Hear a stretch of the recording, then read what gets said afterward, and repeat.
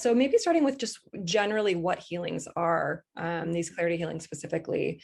Zena, do you want to I love the way you kind of describe it. Sure. So as we were talking about like how to explain this very elusive concept and just how it fits in with kind of under the Nikki umbrella, where we have like these amazing clarity readings.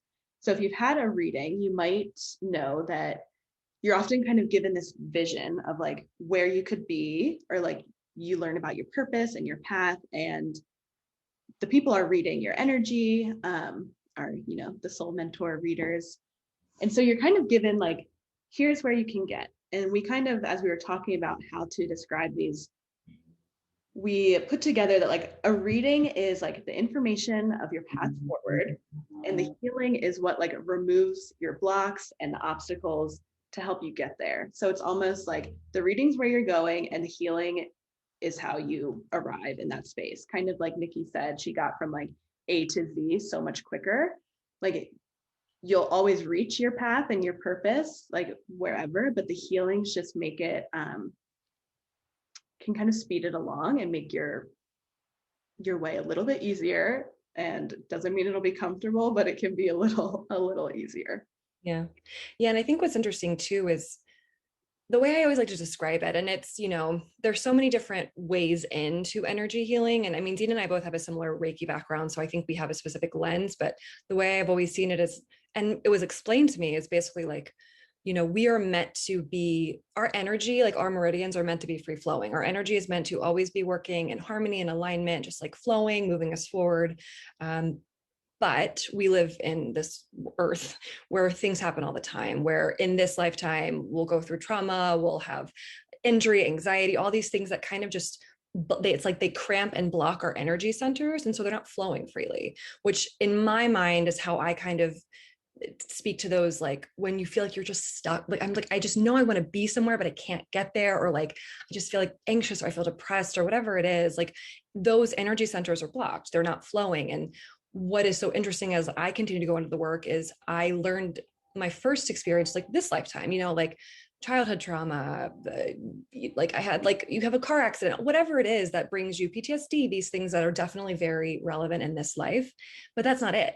It's like, then we start to see, okay, so what is this generational trauma that got passed down? What are these past lifetimes that get passed down? That all lives in our energy system. It's invisible, and yet it has a profound impact on like the way I'm operating day to day. And there's so many different, ways that I see that. And so basically what there's just a lot of, in every session that we're going to be using, and I think most practitioners use a lot of different modalities, whether it's Reiki, whether it's like shamanic healing, different healing techniques that we've been taught.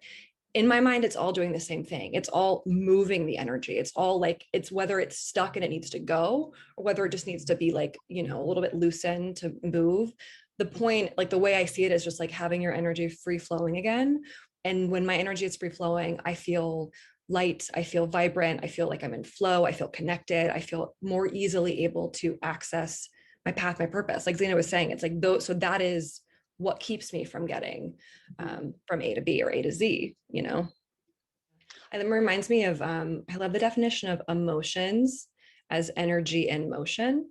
Mm. And what I think is, because everything is energy, we're energy, like, nothing is actually, it's, but I mean, I get like a little bit tripped out when I'm like, nothing is actually, everything is moving. Even like this cup is moving. That freaks me out. But even still, like the idea that emotions are energy in motion. And what happens, at least I know in my experience, is like I cramp down on things. Or I'm like, I push down a thing. I push down an anxiety. I push down on my anger or whatever it is. And then that's just stuck energy.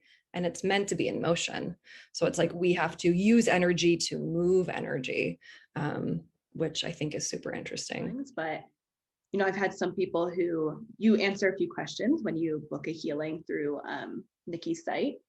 And, I had some people write something in, and I could immediately be like, oh, I think like a former self healing would be like super transformative. And so I'll talk to the client, when you come in, and say like, hey, I got the download that like, I think this would actually be really beneficial and like transformative for you. Does that feel okay? And you can say, no, I want like the traditional thing. And we'll do the meditation, the full energy healing, kind of talking about it at the end.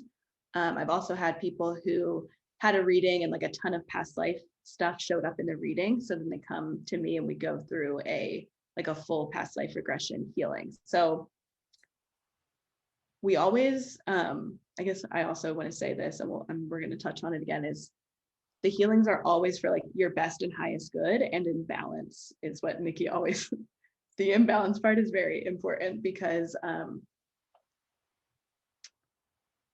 they're not gonna turn your life upside down immediately, because we're setting the intention that this is for your highest good, and we're pulling from like your spirit guides and angels and whoever we're working with to make sure that you're receiving exactly what you're needing. So, but I was like feeling super confident in my business, about my offerings, about working with Nikki, all of these things. And for some reason, I could not get myself to like speak. And everyone kept telling me like, Zena, your magic comes through when you're speaking and you're really allowing yourself to be yourself and speak and all these things. And no matter what I did, no matter how hard I tried, I just could not show up how I wanted.